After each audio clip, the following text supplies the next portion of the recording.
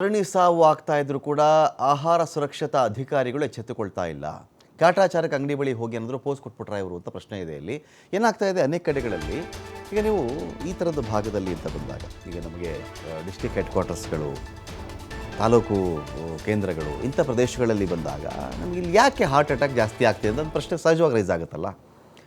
ಕೆಲವರು ಹೇಳ್ತಿರೋದೇನು, ಕೆಲವು ಪ್ರಾಥಮಿಕ ವರದಿಗಳ ಪ್ರಕಾರ ಪ್ರಾಥಮಿಕ ವರದಿಗಳೇನು ಹೇಳ್ತಾ ಇವೆ, ನೀವು ಈ ಬೀದಿ ಬದಿ ತಿಂಡಿಗಳು ಅಥವಾ ಈ ಫಾಸ್ಟ್ ಫುಡ್ ಇದೆಯಲ್ಲ, ಚನ್ನರಾಯಪಟ್ಟಣ ಆಗಲಿ, ಅರಕಲಗೂಡು ಆಗಲಿ, ಬೇರೆ ಭಾಗದಲ್ಲಿ ಫಾಸ್ಟ್ ಫುಡ್, ನೀವು ಚೈನೀಸ್ ಯಾವುದೋ ಗೋಬಿ ಮಂಚೂರಿಯನ್ ಅಥವಾ ಫ್ರೈಡ್ ರೈಸ್ ಅಥವಾ ಎಗ್ ರೈಸ್ ಅಥವಾ ಯಾವುದೋ ಪಾನಿಪುರಿ, ಇನ್ಯಾವುದೋ ಚಾಟ್ಸು, ಈ ಥರದೆಲ್ಲ ಆಗ್ತಾ ಇದೆಯಲ್ಲ, ಇವುಗಳ ಬಗ್ಗೆ ಅನೇಕರಿಗೆ ಅನುಮಾನ ಇದೆ. ಇದು ಒಂದು ಭಾಗ.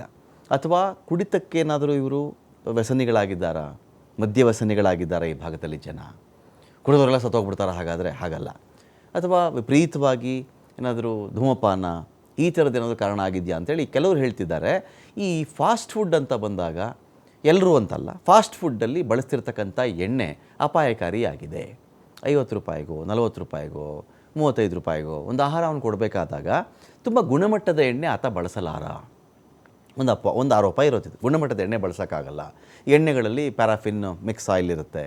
ಸೊ ಇಂಥ ಸಂದರ್ಭದಲ್ಲೂ ಕೂಡ ಅದು ಹೃದಯಾಘಾತಕ್ಕೆ ಒಂದು ಕಾರಣ ಆಗಬಹುದೇನೋ ಅಂತ ಒಂದು ಅನುಮಾನ ಅಂತೂ ಇದೆ. ಇಲ್ಲಿ ಪ್ಯಾರಾಫಿನ್ ಆಯಿಲ್ ಮಿಕ್ಸ್ ಮಾಡಿಬಿಡ್ತಾರೆ, ಕಮ್ಮಿ ಇರುತ್ತದೆ ಬೆಲೆ. ಅಥವಾ ಕೆಲವು ಕಡೆಗಳಲ್ಲಿ ಯಾವುದೋ ಕಲಬೆರಕೆ ಎಣ್ಣೆಗಳನ್ನು ಬಳಸ್ತಾರೆ. ಅಥವಾ ಕೆಲವು ಕಡೆ ಕರಿದ ಎಣ್ಣೆನೇ ಮತ್ತೆ ಮತ್ತೆ ಮತ್ತೆ ಕರೆದು ಅದೇನಾಗಿರುತ್ತೆ, ನಿಮ್ಗೆ ಅಲ್ಲೇನಾಗ್ಬಿಡ್ತದು, ಅದರಲ್ಲಿ ಕೊಲೆಸ್ಟ್ರಾಲ್ ಅಂಶ ಜಾಸ್ತಿ ಆಗುತ್ತೆ. ಹಾಗಾಗಿ ಹೃದಯದ ಮೇಲಿನ ಒತ್ತಡವನ್ನು ಜಾಸ್ತಿ ಮಾಡುತ್ತೆ. ಅದು ಎಲ್ಲ ಕಾರಣಗಳಿಂದಾಗಿ ಇದು ಹೃದಯಾಘಾತ ಸಂಭವಿಸಬಹುದು. ಅದು ಒಂದು ಕಾರಣ ಮೇಜರ್ ಆಗಿರಬಹುದು ಅಂತ.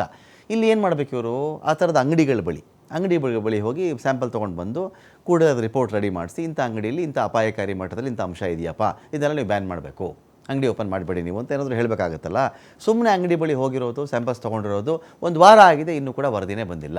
ಹಾಸನದ ಚನ್ನರಾಯಪಟ್ಟಣ, ಅರಕಲಗೂಡು, ಹೊಳೆನರಸೀಪುರದಲ್ಲಿ ಅಂಗಡಿಗಳಿಗೆ ಅಧಿಕಾರಿಗಳು ಭೇಟಿ ಕೊಟ್ಟಿದ್ದರು. ಆದರೆ ಇಲ್ಲಿವರೆಗೂ ಕೂಡ ಯಾವುದೇ ತರಹದಲ್ಲಿ ಕ್ರಮ ಆಗಿಲ್ಲ, ಅಥವಾ ವರದಿಯನ್ನು ಕೂಡ ಇದೀಗ ಬಹಿರಂಗಪಡಿಸಿಲ್ಲ.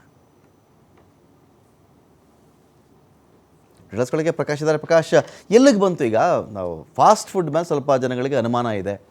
ಸ್ವಲ್ಪ ಫಾಸ್ಟ್ ಫುಡ್ಡು ಅದು ಎಗ್ ರೈಸು ತಿಂತಾರೋ, ಅಥವಾ ಬೇರೆ ಫ್ರೈಡ್ ರೈಸ್ ತಿಂತಾರೋ, ಚೈನೀಸ್ ಐಟಮ್ಸ್ ತಿಂತಾರೋ, ಅಥವಾ ಅದರ ಚಾಟ್ಸ್ ತಿಂತಾರೋ, ಪಾನಿಪುರಿ, ಮಸಾಲ ಪುರಿ, ಅದು ಇದೊಂದು ಭಾಗ ಇದೆಯಲ್ಲ, ಅವು ತಪ್ಪು ಅಂತಲ್ಲ. ಗೋಬಿ ಮಂಚೂರಿಯಲ್ಲಿ ಯಾರು ತಪ್ಪು ಅಂತ ಹೇಳ್ತಾ ಇಲ್ಲ. ಅದನ್ನು ತಯಾರು ಮಾಡೋಕ್ಕೆ ಬಳಸ್ತಾ ಇರ್ತಕ್ಕಂಥ ವಸ್ತುಗಳೇ ಸರಿ ಇಲ್ದಿದ್ದರೆ, ಫುಡ್ ಕಲರು ಇವು ಸರಿ ಇರದೇ ಇದ್ದರೂ ಕೂಡ ಅದು ಹೃದಯದ ಮೇಲೆ ಪರಿಣಾಮ ಬೀರಬಹುದೇನೋ ಅಂತ ಒಂದು ಮಾತಿದೆಯಲ್ಲ. ಈ ಅಂಗಡಿ ಬಳಿ ಬರ್ತಾರೆ, ಸ್ಯಾಂಪಲ್ ಕಲೆಕ್ಟ್ ಮಾಡ್ಕೊಳ್ತಾರೆ, ಅದರದ್ದು ಸಾರ್ಥಕತೆ ಏನು, ಏನಾದರೂ ರಿಸಲ್ಟ್ ಬರಬೇಕಾಗಿತ್ತಲ್ಲ ಅಂತ.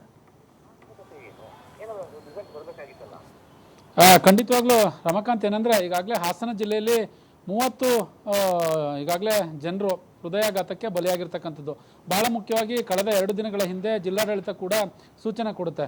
ಆಹಾರ ಮತ್ತು ಸುರಕ್ಷಿತ ಅಧಿಕಾರಿಗಳಿಗೆ ಎಲ್ಲೆಲ್ಲಿ ನಿಮಗೆ ಅಂದರೆ ಎಲ್ಲೆಲ್ಲಿ ಕಳಪೆ ಮಟ್ಟದ ಆಹಾರ ಪದಾರ್ಥಗಳು ಎಲ್ಲಿ ಸಿಗುತ್ತೆ ಅಂಥವುದರ ಮೇಲೆ ಹೋಗಿ ಕಠಿಣ ಕ್ರಮ ಕೈಗೊಳ್ಳಿ ಅನ್ನುವ ಸೂಚನೆಯನ್ನು ಕೊಟ್ಟರೂ ಕೂಡ ಆಹಾರ ಇಲಾಖಾ ಅಧಿಕಾರಿಗಳು ಎಲ್ಲೋ ಒಂದು ಕಡೆ ಕಣ್ಮುಚ್ಚಿ ಕುಳಿತಿದ್ದಾರಾ ಅನ್ನುವ ಪ್ರಶ್ನೆಗಳು ಸಾಕಷ್ಟು ಕಾಡ್ತಾ ಇರುವಂಥದ್ದು. ಆ ದೃಶ್ಯಾವಳಿಗಳಲ್ಲಿ ಸಂಪೂರ್ಣವಾಗಿ ನೋಡ್ತಾ ಇದ್ದೀವಿ. ಇಂಥ ಸಂದರ್ಭದಲ್ಲಿ ಇದು ಕಠಿಣ ಸಂದರ್ಭ. ಈಗಾಗಲೇ 30 ಜನ ಹೃದಯಾಘಾತಕ್ಕೆ ಬಲಿಯಾಗಿದ್ದಾರೆ.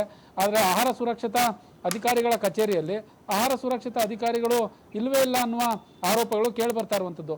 2 ಜಿಲ್ಲೆಯಿಂದ ಒಬ್ಬರು ಅಧಿಕಾರಿ ಶಶಿಧರ್ ಏನಿದ್ದಾರೆ, ಅವರು ಮಂಡ್ಯ ಜಿಲ್ಲೆ ಒಂದು ಕಡೆ ನೋಡ್ಕೊಳ್ತಾರೆ, ಮತ್ತೊಂದು ಹಾಸನ ಜಿಲ್ಲೆಯನ್ನು ಕೂಡ ನೋಡಿಕೊಳ್ತಾರೆ. ಹಾಗಾಗಿ ಅಲ್ಲಿರುವಂಥ ಅಧಿಕಾರಿಗಳು ಕೂಡ ಇಲ್ಲ.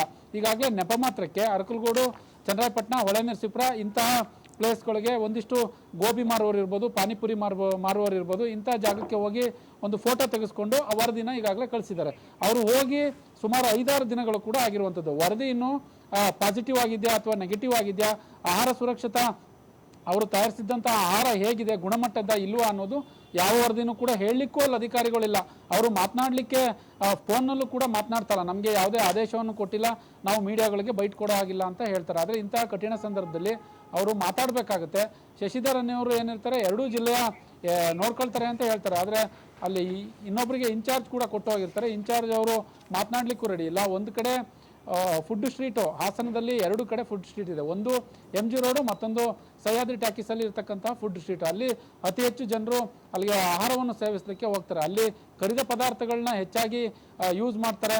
ಜೊತೆಗೆ ಗುಣಮಟ್ಟದ ಆಹಾರವನ್ನು ಕೊಡೋದಿಲ್ಲ ಅನ್ನುವ ಆರೋಪಗಳನ್ನು ಸಾರ್ವಜನಿಕರು ಮಾಡ್ತಾನೆ ಬಂದಿದ್ದಾರೆ. ಆದರೆ ಇದುವರೆಗೂ ಕೂಡ ಆಹಾರ ಇಲಾಖೆ ಅಧಿಕಾರಿಗಳು ಹೋಗ್ತಾರೆ, ಆದರೆ ಭೇಟಿ ನೀಡ್ತಾರೆ, ಆಹಾರವನ್ನು ತೆಗೆದುಕೊಂಡು ಲ್ಯಾಬ್ಗೂ ಕೂಡ ಕಳಿಸ್ತಾರೆ. ಆದರೆ ವರದಿ ಏನಾಯ್ತು ಅನ್ನೋದನ್ನ ಇದುವರೆಗೆ ಅವರು ಬಹಿರಂಗ ಪಡಿಸಿಲ್ಲ. ಯಾಕೆ ಹಾಗಾದ್ರೆ ವರದಿ ಏನಾಯ್ತು ಅನ್ನೋದು ಯಾಕೆ ಬಹಿರಂಗ ಪಡಿಸ್ತಾ ಇಲ್ಲ ಅನ್ನೋದು, ಜೊತೆಗೆ ಎಷ್ಟು ಅಂಗಡಿಗಳಿಗೆ ದಂಡ ಹಾಕಿದ್ದಾರೆ ಅನ್ನುವ